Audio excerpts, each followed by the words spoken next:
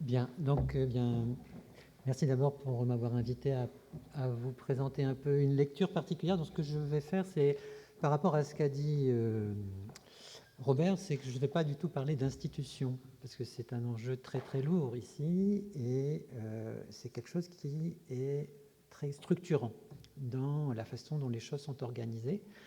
Et je pense que toutes les remarques et toutes les questions qu'a soulevées Robert sont tout à fait pertinentes. Elles s'inscrivent dans des problèmes d'organisation institutionnelle qui sont très lourds et très contraints en France aujourd'hui. Donc, ce que je vais essayer de faire, c'est plutôt d'avoir une lecture un peu économique à partir de concepts assez larges. Et je vais très peu parler de gouvernance et de conditions de la gouvernance, pour essayer d'évoquer à la fin, après avoir présenté un peu ces différents arguments, quels sont les mécanismes qui sont aujourd'hui à l'œuvre et qu'est-ce que ça peut avoir comme conséquence sur la carrière académique, le mode de gestion, les critères et la façon dont les choses peuvent évoluer. Donc c'est quelque chose qui va être à la fois, je dirais, une croisée d'un peu d'empirie avec beaucoup de concepts et un essai d'articulation de tout ça. Et pour tout de suite vous donner une idée un petit peu, parce que je suis quand même statisticien, donc de temps en temps j'utilise les chiffres, ce sera les seuls de la présentation. Simplement rappeler quelques faits qu'il faut garder en tête, parce qu'il y a une transformation qui est à l'œuvre aujourd'hui. Les choses changent, et la carrière de, je dirais, membre, professeur, enseignant-chercheur dans une institution d'enseignement supérieur, eh bien, elle connaît dès aujourd'hui une grande diversité. Il n'y a plus que la carrière à l'université, il y a des carrières ailleurs. Il y avait déjà les carrières dans les écoles, dans les grandes écoles, qui étaient différentes des carrières à l'université. Et pour illustrer ce phénomène, je voudrais simplement pris quelques chiffres. C'est que si vous regardez les effectifs de l'enseignement supérieur entre 2001 et 2012, ils ont augmenté de 4%. Sur la même période, dans l'enseignement privé et associatif, ils ont augmenté de 49%. C'est-à-dire que il y a 10 ans, il y a à peu près 15 ans, pardon, vous aviez 13%, c'est-à-dire à peu près un élève sur 7 qui était dans un système privé ou associatif. En 2012, il y en avait pratiquement 1 sur 5. Donc les choses changent, les choses bougent, les gens votent avec leurs pieds. Pendant cette période, bien entendu, les effectifs enseignants ont augmenté. Alors, ils ont augmenté un petit peu, ils ont augmenté de 4%, comme les effectifs sur la période, pour les effectifs qui sont sous le contrôle du ministère de l'Enseignement supérieur. Les effectifs des enseignants non permanents ont augmenté un peu plus vite, et puis les enseignants du secondaire se sont contractés. Si on regarde ce qui se passe du côté du monde associatif et privé, les choses sont beaucoup plus complexes parce qu'on n'arrive pas à avoir de statistiques qui décrivent bien la situation. Néanmoins, on a une augmentation des effectifs, des enseignants, chercheurs, mais qui prennent des formes très diverses. C'est-à-dire que vous avez des gens qui vont être en CDI, des gens qui vont être en CDD, des gens qui vont être en CDII, donc c'est des CDI intermittents. Les gens interviennent avec des contrats semestriels. Et puis vous avez une grosse masse de vacations, mais tout comme à l'université. Donc voilà, on est dans cette situation, les choses sont en train de changer, et il faut essayer de comprendre pourquoi. Est-ce que c'est un drame? Est-ce qu'il y a est-ce qu'il y a une vraie question derrière cela? Ou est-ce qu'il y a un cadre général qui permet de penser qu'il peut y avoir une diversité? Et cette diversité, elle va amener à des diversités d'organisation, des diversités d'usage des ressources, des diversités de formation, et donc des diversités de carrière des personnes qui y travailleront. Donc c'est un petit peu le point de vue que je vais essayer de développer ici. Alors pour essayer de motiver un peu ces choses, ma présentation va s'articuler sur 3 choses. D'une part, la présence d'effets de pair, les peer effects, qui sont un des éléments constitutifs de l'existence d'une école. C'est ce que je vais essayer d'argumenter dans un premier temps, pour dire qu'en fait, on peut voir une institution d'enseignement supérieur, et en fait, supérieur ici n'est pas nécessaire, une institution d'enseignement, comme un club qui gère des externalités. Mais une institution d'enseignement supérieur est une institution multiproduit. Elle ne fait pas que de l'enseignement, elle fait aussi de la recherche. Et donc, la combinaison de ces deux effets va modifier la structure et les liens entre les acteurs. Et à partir de cette lecture, je vais simplement essayer d'évoquer des modifications anticipables ou qui sont aujourd'hui déjà à l'œuvre sur ce que peut être une carrière professionnelle dans une institution d'enseignement supérieur. Donc je vais bien sûr évoquer aussi des situations aux États-Unis ou en Europe derrière tout ça. Donc le premier point que je voudrais simplement évoquer, c'est en fait qu'est-ce qui va motiver l'existence d'associations de personnes qui vont former d'autres personnes à certains endroits. Un des arguments, c'est des arguments donc de biens publics exclusifs, avec, comme l'a rappelé Robert, donc c'est de la nature des biens publics, c'est pas des biens publics qui sont purs, ils ont des imperfections, il faut essayer de les traiter. Et il y a une autre notion qui va être la notion de effet de pair, donc peer effect, c'est-à-dire comment je peux utiliser les bonnes aptitudes de certains élèves dans la classe pour aider à former ceux qui sont avec des aptitudes plus limitées ou plus basses. Donc, c'est une question qui n'existe pas uniquement dans l'enseignement, hein, c'est une question qui existe dans plein d'endroits. Il y a toute une littérature qui s'est développée pendant les 20 dernières années sur comment ces effets de pair, ces effets de comparaison, ces effets de groupe vont structurer, créer des rigidités du fait des asymétries d'information et choses comme ça, qui vont avoir des conséquences assez lourdes sur la structuration du tissu économique et des positions relatives des individus. Donc, si on appelle un bon père quelqu'un qui a dans la classe qui génère des retombées positives, à partir desquelles ses congénères en profitent, bien la question qui est derrière ça, c'est est-ce que ce mécanisme est asymétrique? Parce que ça devient un enjeu, parce que si c'est asymétrique, ça veut dire que les mauvais profitent plus des bons que les bons sont pénalisés par les mauvais. Et donc, il y a une mission, en certain sens, une optimalité à essayer de composer des classes où il y a une diversité pour que tout le monde profite des effets des bons pairs. Cette chose-là, donc c'est une question qui est une question structurante et qui est une question qui, néanmoins, repose sur une empirie. Il faut pouvoir mesurer ces choses-là, et c'est des choses difficiles, parce que si vous les mesurez aujourd'hui, vous allez prendre en compte le fait que les gens ont déjà fait des choix, ils se sont mis en situation, ils se sont organisés. Et donc, il va falloir être capable de mesurer l'effet des pairs en contrôlant de la situation dans laquelle vous êtes, ce qui est quelque chose d'assez difficile, parce que les gens vont, si je le fais au niveau des écoles, les parents vont choisir leurs écoles, parfois, ça dépend des pays où vous êtes, et puis s'ils sont dans une école et qu'ils ont déjà eu un enfant, une fille ou un fils qui sont déjà passés, ils vont essayer, et qu'il y a plusieurs classes du même niveau, ils vont essayer que leur enfant soit avec le prof qui est bien réputé, l'enseignant qui est bien réputé dans l'institution, et ainsi de suite. Donc, tout individu a des préférences, il veut que ses enfants soient bien formés en général. Il peut parfois mêler ça avec des préoccupations religieuses, hein, vous avez des écoles religieuses. Et donc, comment tout ça va se mêler pour définir des structures une structuration de partition des individus en groupes qui vont aller dans des classes et se former. Alors, est-ce qu'on a une empirie qui nous dit oui, les effets de pair existent et est-ce qu'ils sont asymétriques? Alors, ce qu'on peut dire, c'est comme je vous dis, il y a plein d'effets de structure qui font qu'il faut pouvoir faire des mesures nettes de tous ces choix individuels qui amènent à la situation qu'on observe. Et donc, il y a de nombreux travaux empiriques, mais qui sont relativement fragiles. Donc, les premiers travaux ont commencé dans les années 60-77, et ensuite, vous avez toute une littérature énorme qui a traité ces problèmes, avec des critiques, et une critique assez sérieuse qui a été faite par Angrist l'année passée, dans un papier qui a été publié l'année passée. Donc, je vais essayer de juste prendre 4 exemples de choses qui ont été faites, parce que dans ce genre de choses, le mieux, c'est d'utiliser des expériences naturelles ou quasi naturelles. Alors, il y a quand même des travaux qui ont été faits avec une information très très détaillée, donc en particulier Betts et Morel, donc des gens de San Diego, ont fait une mesure de est-ce qu'il y a des effets de structure de la composition de la classe qui jouent sur le succès ou la performance éducative des élèves, en prenant en compte toute l'histoire des élèves. Donc en prenant l'endroit d'où ils viennent, la famille, les parents, les enfants, en essayant de contrôler une multitude de choses et rendre les choses les plus comparables possibles. Et ce à quoi ils sont arrivés, c'est qu'il y avait un impact négatif sur l'évaluation moyenne des notes des personnes, qui était donc il y avait, si la proportion de congénères bénéficiant de l'aide aux familles, donc c'est pour les familles en général seules, les femmes seules et familles monoparentales, mais vous avez d'autres circonstances, vous avez une baisse un poids négatif, en fait une influence négative. Et en revanche, si vous mettez dans la même classe des gens qui ont été diplômés dans d'autres cours, mais des diplômes avec des niveaux supérieurs ou égaux, là vous avez un effet positif. Et puis ensuite, vous avez des expériences quasi naturelles.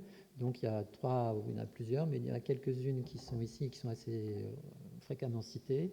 où on voit, donc là c'est des expériences naturelles où on alloue aléatoirement les gens dans les dortoirs, dans les universités américaines, et on voit qu'il y a un impact positif sur l'appartenance, sur les effets de pair, donc il y a un impact sur la même mesure moyenne des notes, une influence positive des aptitudes verbales, c'est-à-dire que vous avez des effets positifs qui sont d'autant plus grands que les gens qui sont dans votre groupe ont une meilleure maîtrise du vocabulaire et de la langue, ce qui est tout à fait intuitif. Et puis vous avez des effets de composition de genre aussi. Si vous êtes dans une classe où il y a beaucoup de filles, eh bien, vous profitez du fait que les filles font moins de ruptures, sont plus attentives, et donc vous profitez plus de votre enseignement. Et vous avez de meilleurs résultats. Et quand on étudie la symétrie, on voit que la symétrie est très faible. Donc il y a des effets de pair, ils sont assez importants. Ils sont présents, pardon, mais ils ne sont pas massifs, mais ils ne sont pas asymétriques non plus. Et en fait, quand on compare différentes littératures là-dessus, ce qu'on observe dans les effets académiques, en matière académique, les effets de pair sont beaucoup plus faibles que ce qui se passe sur les comportements de consommation de drogue ou de comportements criminels, où là, c'est beaucoup plus massif. Bien, donc on est influencé par les gens qui sont autour de soi. Et donc, quand on peut avoir des préférences pour savoir avec qui on va être et prendre en compte les compétences des gens qui vont être dans la salle de classe pour vous former. Alors, derrière ces questions-là, c'est donc la question de qu'est-ce que c'est que l'éducation? L'éducation, usuellement, c'est présenté comme un bien public qui génère une externalité positive pour toute l'économie. Et donc vous avez la tradition, donc c'est le bien tutélaire. Il faut que l'État intervienne pour forcer les gens, parce qu'ils sont myopes, soit ils ne prennent pas en compte les externalités, à se former. Il faut donc qu'ils les aident. Mais après, vous avez aussi une approche qui consiste à dire, oui, mais dans un établissement public, vous ne pouvez pas entasser plein de gens. Il y a un problème de limite de taille.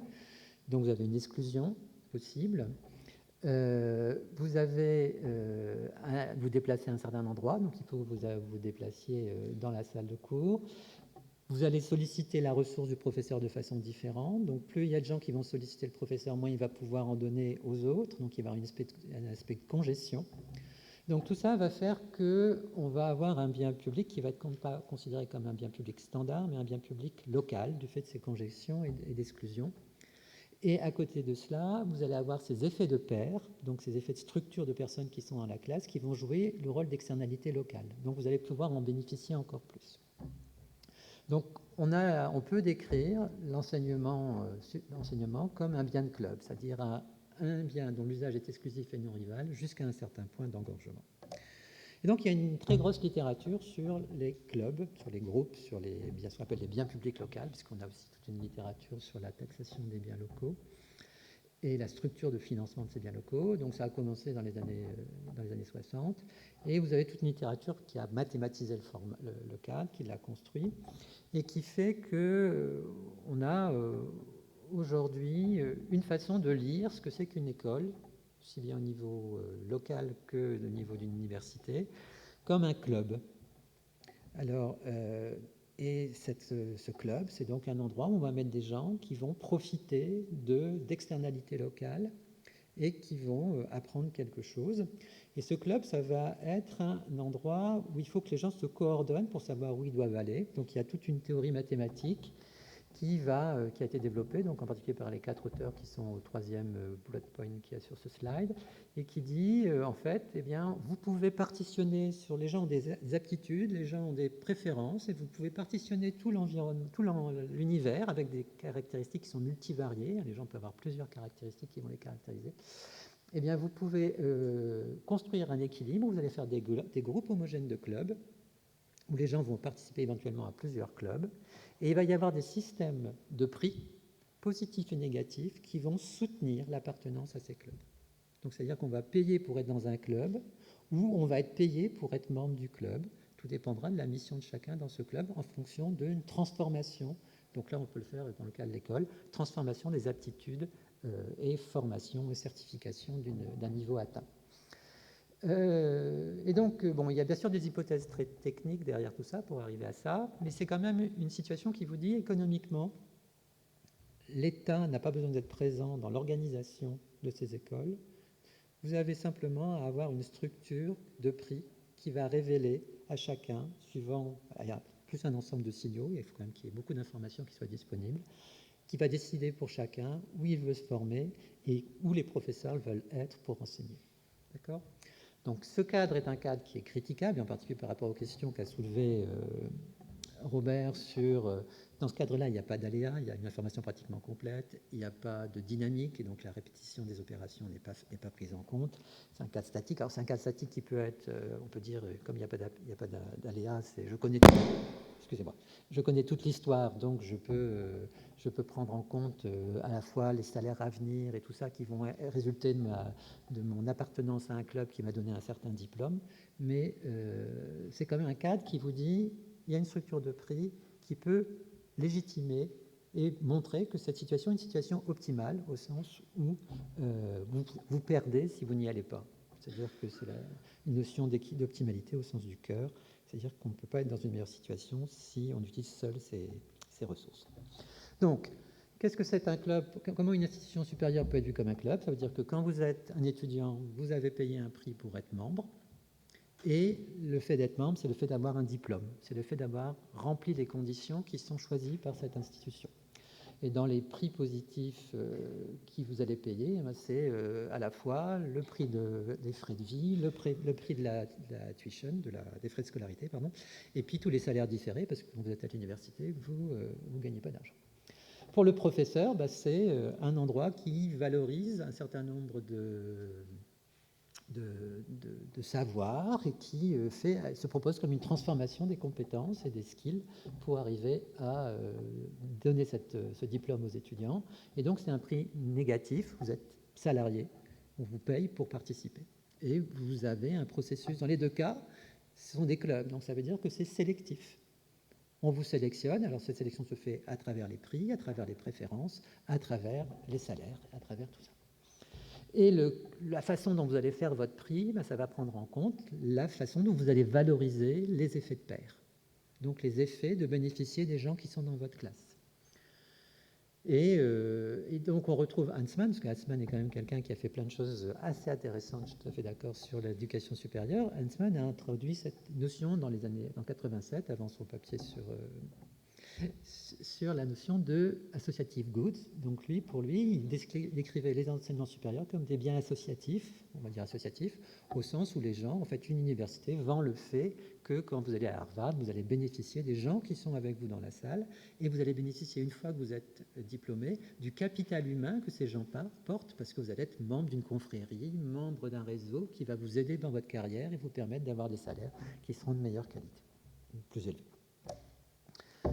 Bien, donc on a une lecture possible d'une école comme un processus sélectif qui joue sur un jeu de signaux, à la fois pour les professeurs et pour les élèves, avec des systèmes de prix qui révèlent les préférences et qui révèlent les choix des valorisations des externalités disponibles dans l'institution.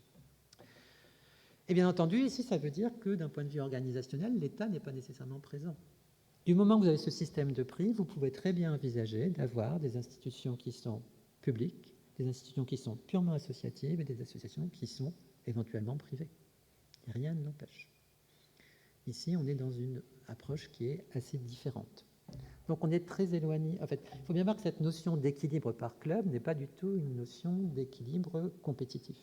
Et c'est une notion parce que les gens se sélectionnent et créent des associations. Donc c'est une partition de l'espace des gens qui ont des préférences. Et il y a une mise en commun des préférences avec des fonctions de transformation des capacités.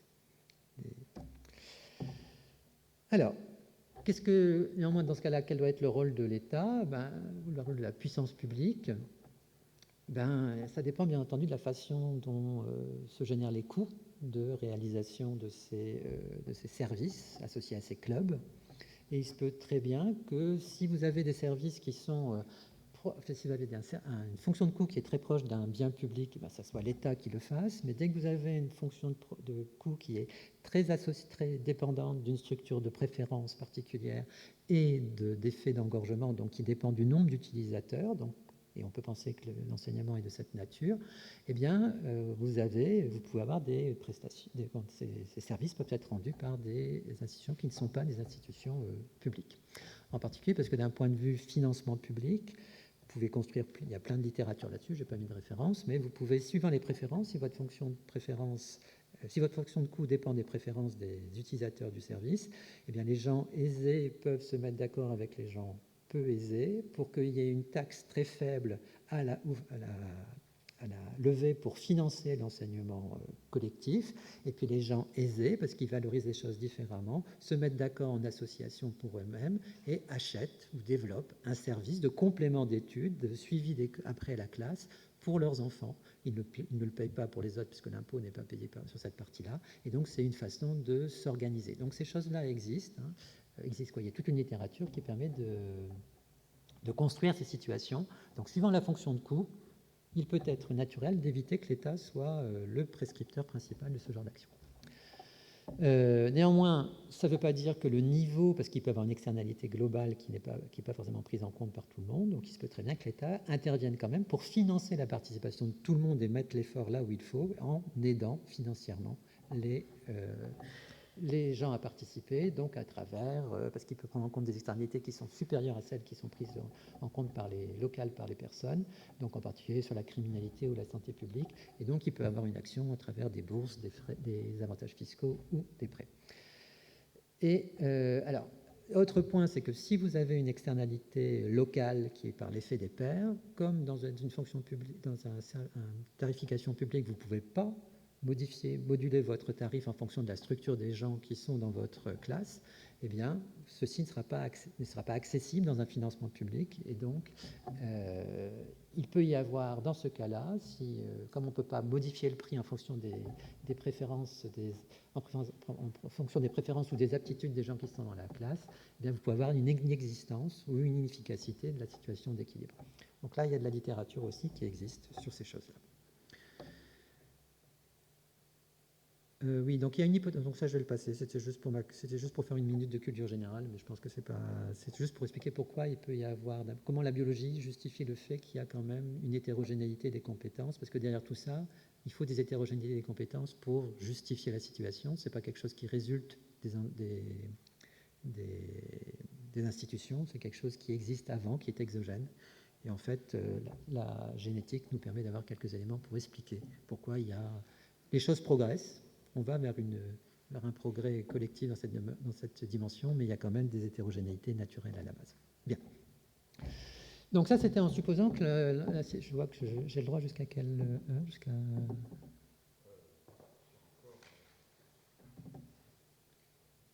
7 minutes. 7 minutes. 10 minutes. Bien, je vais aller vite alors. Donc, tout cela a été dit en ne prenant pas en compte la fonction, maintenant, de particularité d'une institution d'enseignement supérieur, qui est qu'elle peut aussi remplir une mission, qui est la mission de produire des nouvelles idées, faire de la recherche. Et donc ça, la production de recherche, c'est un bien public pur, parce qu'une fois que vous avez donné vos idées, tout le monde peut en faire usage. Alors bien sûr, après, vous avez les données commerciales applicables, les brevets, tout ça, mais on va se mettre ici sur le champ des données fondamentales, des idées fondamentales. C'est quelque chose qui est un produit public pur avec externalité globale. Et puis, vous avez donc en fait des institutions qui sont duales, qui produisent deux types de biens, un bien public pur et un bien de club avec externalité locale. Et donc, il faut essayer de construire une description de la situation de ces institutions et des modes d'organisation de ces institutions. Alors, il y a toute une théorie à faire, je vous rassure, elle n'est pas encore faite. Moi, j'ai des bribes, mais je ne veux pas en parler parce que c'est vraiment des bribes. Je vais essayer juste de donner les grandes idées de ce qui se passe là-dessus. Alors, il se trouve que néanmoins, ces deux productions, ce bien public pur et ce bien public local, ce bien public de club, interagissent. Interagissent parce que un des éléments qui donne le signal de la qualité de l'institution et des effets d'externalité, de coordination des choix des gens vers des institutions qui vont aller dans des endroits où ils vont trouver plein de gens qui sont aussi intelligents qu'eux et qui vont en profiter par des effets de groupe, c'est un signal qui va être assis en partie sur l'excellence académique et sur la production de recherche. Donc il y a un effet joint entre ces choses-là. Et donc, si l'État doit intervenir sur le bien public, il doit aider à la constitution d'un signal pur, d'un signal associé au bien pur, qui va permettre néanmoins de subventionner en fait, qui va servir de signal de coordination sur un bien local de club. Donc ça veut dire qu'il va y avoir déjà ici deux positions possibles pour une institution d'enseignement supérieur, c'est faire un choix. Est-ce que je fais de la recherche, est-ce que j'enseigne, ou est-ce que je fais que de l'enseignement? Parce que c'est deux activités qui sont différentes et qui mobilisent des moyens et des structures de capital différentes. Bien. Donc, comme je dis, donc maintenant la puissance publique a un rôle à jouer différent, puisque d'un côté il y a un bien public pur, donc elle doit le subventionner pour que ça génère des externalités pour toute la collectivité. Et puis sur le fait qu'elle génère, qu'elle aide à la production d'idées qui servent en signal de coordination sur le bien public impur, ben, il faut la puissance publique a un rôle, c'est de donner des moyens de certifier que l'information du signal est le bon. Donc de rendre compte du fait qu'il y a une publicité et une sincérité du signal qui va coordonner les élèves à aller vers les institutions qui sont avec des signaux de bonne qualité. Donc derrière ça, c'est les programmes d'agrément, de certification et de tout ce qui est classement multicritère que la fonction publique, la puissance publique peut essayer de développer. Donc ensuite, il y a une compétition qui se crée entre les institutions parce que vous devez être en compétition pour les externalités positives, donc comment vous générez des effets de pair, donc capter les bons étudiants qui vont générer ces effets de pair, et puis capter les ressources pour faire votre recherche. Okay. Donc ce sont deux éléments de compétition, de concurrence qui vont normalement normaliser et structurer l'espace de l'enseignement supérieur. Alors, je vais parler un peu des problèmes de compétition et puis des problèmes qui sont importants, qui sont les problèmes de comment je vais construire le capital humain qui va générer ces nouvelles idées, puisque c'est ça qui va être l'élément discriminant entre les deux types d'institutions. Celles qui font de la recherche, celles qui n'en font pas. Donc, quels sont les éléments à prendre en compte dans la compétition entre les institutions? C'est bien sûr leurs préférences, c'est-à-dire que vous avez des institutions qui vont se donner comme mission, par exemple, l'employabilité et non pas la production de recherche. Donc la recherche ne va pas être un objet qui va être une finalité ultime de l'enseignement de l'institution d'enseignement supérieur. Et qui sont aussi des éléments de pourquoi les gens adhèrent à ce club, pourquoi ils veulent y rentrer, c'est qu'il y a un certain nombre d'objectifs qui sont en lien avec leurs préférences. Bien. Ensuite, on va prendre en compte dans cette compétition les sources de revenus. L'enseignement est une source de revenus, qu'on soit dans un système public ou un système privé. Si vos élèves doivent payer des tuitions ou pas, si vous êtes dans un système public, la plupart des systèmes fonctionnent sur l'idée que vous aurez une dotation qui dépendra du nombre d'élèves, donc vous devez attirer beaucoup d'élèves. Et puis si vous êtes sur un système privé, vous allez pouvoir faire payer plus cher des endroits où vous aurez des classes composées de bons élèves. La recherche fondamentale, elle doit être financée, mais la recherche non fondamentale, elle peut être financée et peut générer des ressources, donc c'est un positionnement aussi des institutions, et la recherche fondamentale, elle doit être financée suivant des modes divers et variés, et pour toutes les formes juridiques possibles, que ce soit une association ou une entreprise publique ou privée. Donc ces éléments-là sont des choses à prendre en compte. La compétition va être sur comment je vais générer des ressources pour soutenir mon modèle, payer mes bons professeurs, générer de la recherche qui fait un bon signal, et ainsi de suite.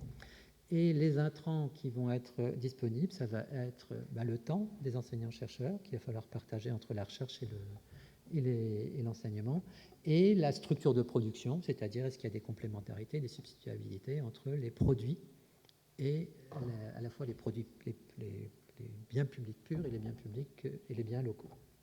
Bien. Et dernier point, ce sera la mobilité des agents, puisqu'on est toujours dans un problème de financement en partie par les sources publiques, par les taxes, et donc derrière tout ça, il y a tout un problème du fait que les gens votent avec leurs pieds et peuvent se déplacer à des endroits où ils vont moins cotiser pour bénéficier d'un meilleur service. Bien.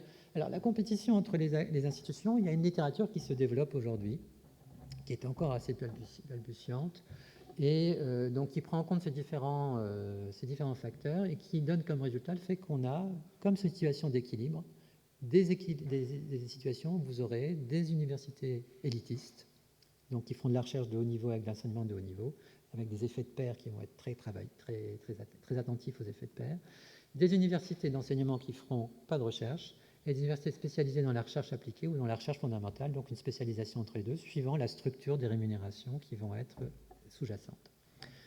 Et les frais de scolarité qui vont être derrière ça peuvent être modulés, sachant qu'ils peuvent être aussi avoir des structures d'aide et qu'il peut très bien que le coût net pour un étudiant soit le même, quelle que soit l'institution, qu'on soit dans une institution de recherche d'excellence ou d'enseignement général. Alors, bon, la question importante derrière tout ça, c'est comment je vais financer la formation du capital humain qui va générer mes recherches, qui va générer mon signal de qualité. Alors bon, il y a plusieurs modes de financement qui sont possibles. Ça peut être utiliser les frais de scolarité qui vont me permettre de financer une partie de ma recherche, bénéficier de subventions publiques, donc c'est sous condition d'attribution et autres, disposer d'un capital important, ça c'est l'endowment à l'américaine, où j'ai une grosse ressource qui va me permettre de payer pendant un certain temps des jeunes professeurs qui vont avoir une charge d'enseignement faible, mais qui vont mettre beaucoup d'énergie à produire de la recherche de bonne qualité. Donc je vais avoir tout un processus sélectif qui est l'entrée dans le club, qui va être très sélectif, qui va dire que, en fait, bon, c'est le principe de la tenure track, hein, au bout de 6 ans, vous avez rempli les conditions, vous n'avez pas rempli les conditions, vous êtes gardé, vous n'êtes pas gardé. Et tout ça coûte très cher, parce que vous immobilisez une ressource qui sert à faire des idées, à produire des idées aléatoirement, sans produire de services d'enseignement. Et puis, vous pouvez aussi essayer de générer des ressources par des brevets d'idées, mais les exercices qu'on voit aux États-Unis, c'est que la plupart sont quand même déficitaires. Donc, on arrive à plusieurs... la concurrence, les modèles théoriques disent qu'il y a de la concurrence et plusieurs organisations. Et en fait, quand on regarde un peu la littérature, on voit apparaître différentes institutions, que ce soit dans différents pays européens ou une étude particulière qui a été faite en Finlande. On voit apparaître ce genre d'institutions avec cette structuration. Donc, c'est-à-dire qu'il y a des diversités de carrières académiques qui seront associées à la diversité des structures de chacune de ces institutions. Donc, je suis un peu dual de ce qu'a fait Robert, parce que moi, je ne parle pas du tout de comment on y arrive et quelle est la gouvernance qui est derrière ça. Je dis simplement qu'on peut arriver à cette situation-là. Bien. Donc, on a une diversité d'institutions organisationnelles, de combinaisons de produits, et bien entendu, il va y avoir des diversités de carrières derrière ça, et des diversités de modes de gestion et de mobilité. Donc, historiquement, et je vais revenir un peu sur ce que disait Robert, donc historiquement, des particularités de l'enseignement supérieur, c'était quoi? C'était le recrutement collégial des nouveaux membres. C'était la cooptation dans le club. Il fallait avoir rempli toutes les conditions. Et donc la difficulté historiquement, c'était de collecter l'information sur les gens. Donc c'était des effets de réseau, parce que si vous vous mettez dans une situation il y a 30 ans, avoir l'information sur la qualité d'enseignant comme assistant de recherche, assistant d'enseignement d'un jeune doctorant, et puis de sa production de recherche, c'était quelque chose qui était coûteux, qui demandait du temps, il fallait rencontrer des gens, il fallait aller dans des conférences et autres. Et il y avait une répartition, une espèce de module, comme tout le monde était sur le même plan, eh bien, on avait un mode d'organisation qui faisait qu'on faisait une répartition des charges d'enseignement de façon tout à fait équitable. Alors, derrière ça, c'était la question de la tenure. Donc la tenure, c'était pourquoi faut-il que les professeurs aient une tenure, donc une garantie d'emploi à vie, alors que mettre la garantie d'emploi à vie dans un enseignement supérieur, c'est quand même dire à certains, même si dans 20 ans vous êtes une charge, vous n'arrivez pas à faire de nouvelles publications, de nouvelles recherches, on vous gardera quand même. Alors pourquoi on a élevé cette situation-là? Il y a plusieurs arguments qui avaient été invoqués. Le premier argument, c'était de dire qu'il faut que les gens soient indépendants, donc c'est le problème de l'indépendance, et la tenure, c'est une façon de leur garantir l'indépendance. Ils pourront dire n'importe quoi, on ne va pas pouvoir s'en séparer. Et puis, à raison bien sûr, dire n'importe quoi à raison.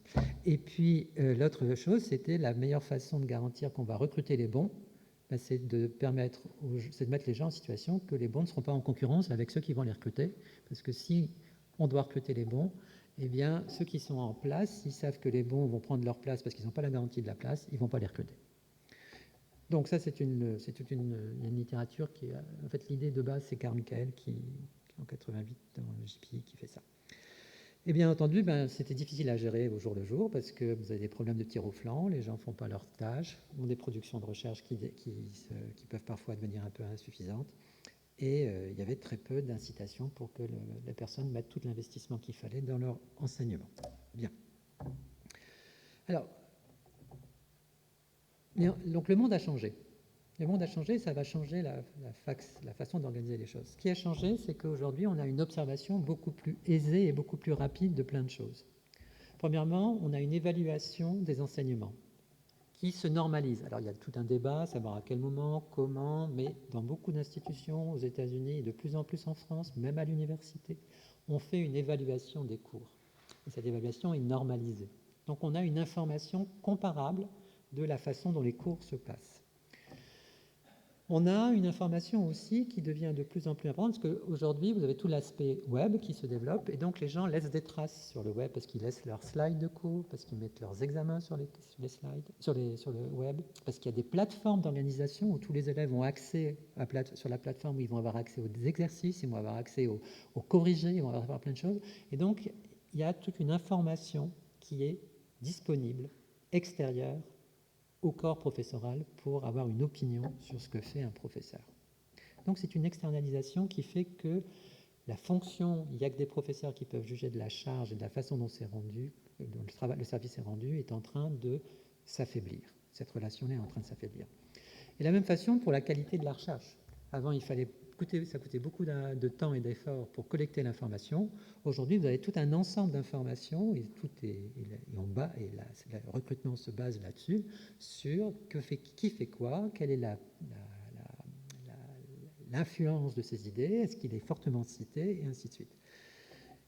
Plus, est-ce qu'il a déjà eu des forts financements pour faire des projets de recherche et autres. Donc il y a tout un ensemble d'informations qui objectivent les choses. Et donc la situation d'information asymétrique qui existait auparavant au sein de l'organisation académique s'affaiblit. Et en particulier, sur ce qu'a dit Robert, sur l'organisation en partenariat et sur le fait, par exemple, que les cabinets d'avocats sont fortement inspirés et ont fortement fonctionné sur l'idée de la ténure, jusqu'à il y a une quinzaine d'années. Donc, il y a un papier de Hartmann Huntsman qui en parle aussi, qui dit, en fait, ce mode-là est en train de disparaître pour les cabinets d'avocats. Pourquoi ? Parce qu'on est passé vers une identification beaucoup plus importante de la contribution de chacun des membres du cabinet. Et donc, on va vers une relation d'achat de la prestation individuelle et pas de l'achat de la prestation du cabinet. Donc, on est dans des situations où les structures d'information se déforment et les choses évoluent. Et elles évoluent telles que, par exemple, aux États-Unis, en 1975, vous aviez 57% des professeurs qui étaient en ténure ou en tenure track. Il n'y en a plus que 30% en 2009 et la tendance est à la baisse. Bien. Donc, on voit que tout ce jeu d'informations va faire que la relation et la position de l'enseignant dans l'institution d'enseignement supérieur va se modifier. Je pense que je vais devoir m'arrêter là quand même. Donc, il va y avoir... donc, il y a plein de choses. Le rôle de chacun va se développer, va être plus normalisé. Il y aura moins avoir le cours qui vous entraîne pour toute votre vie parce que vous avez eu un prof à un moment qui vous fait quelque chose de remarquable, ça va devenir de plus en plus rare parce que les choses sont de plus en plus normalisées. C'est triste, mais ça correspond aussi à une idée de la massification de l'enseignement et une observabilité plus grande des prestations d'enseignement et de choses. Donc ça veut dire aussi que les choix de programme, les choix de recrutement ne vont pas forcément être en ligne avec les simples intérêts de l'ensemble des professeurs qui sont présents dans une institution. C'est-à-dire qu'il va y avoir une interaction plus grande avec des stakeholders extérieurs qui vont pouvoir être les partenaires ou les propriétaires du club. Donc, en guise de conclusion, j'aurais dépassé quand même de 5 minutes, excusez-moi. On est aujourd'hui, et la chose est en cours, et même en France, pour les institutions d'enseignement supérieur, il y a déjà une diversité croissante des carrières qui est offerte. Diversité qui passe par une diversité des structures légales, associatives, privées, publiques, sur les modes d'organisation et sur les modes de gestion. avec des choses qui s'appuient sur une modification du système d'information qu'on peut collecter sur le travail du chercheur et le travail du professeur. Donc cette observabilité et cette comparabilité croissante des actions et des résultats des enseignants-chercheurs, elle permet d'externaliser d'une certaine façon des prises de décision stratégiques. Mais c'est quand même quelque chose qui est très compliqué. Il faut faire ça avec beaucoup de subtilité. En particulier, il faut bien comprendre les mécanismes qui sont derrière ça. Et il faut accompagner les personnes, il faut disposer d'une expérience. Donc, et dans ce cas-là, on peut dire qu'une entreprise qui a des logiques complètement privées ne pourra pas fonctionner sur ce mode-là. Parce que le club, qui est à la base de la chose, c'est quelque chose qui valorise un certain nombre de choses, de valeurs qui ne sont pas forcément celles de l'entreprise privée pure.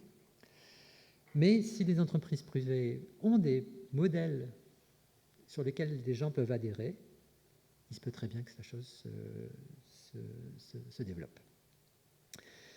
On va donc aussi, du fait de cette observabilité, vers des modes de gestion certainement plus directifs, en lien avec des choix stratégiques, de positionnement de l'institution par rapport à une concurrence, capter des effets de pair plus importants, prélever une rente plus importante sur un certain nombre d'activités. Et donc, quel va être le rôle de la puissance publique dans cette structure-là? Le rôle de la puissance publique, comme j'ai dit, c'est pas forcément au niveau de l'enseignement lui-même. Il peut intervenir sur inciter les gens à se former parce qu'on a besoin de gens formés, parce que ça crée des externalités. Il peut intervenir aussi sur le financement, et il doit intervenir sur le financement de la recherche, parce que c'est un bien public. Et donc là, il doit intervenir sur comment je vais construire et composer le capital qui va me permettre de générer ces nouvelles idées. Donc c'est sur la formation des docteurs. Et donc là, il y a un problème de processus sélectif et de perspective de carrière, parce que vous voyez bien que derrière ce que je viens de dire, il y a tout un aléa qui est que tous ceux qui ne rempliront pas les conditions du club iront dans d'autres clubs avec d'autres objectifs qui ne correspondront pas forcément à leurs valeurs et à leurs appétences, et donc ça peut créer certaines difficultés. Et puis, alors là c'est plus une constatation un peu générale, c'est qu'on est, pour financer cette recherche, on est de plus en plus passé par un financement par projet, sur la base des performances passées.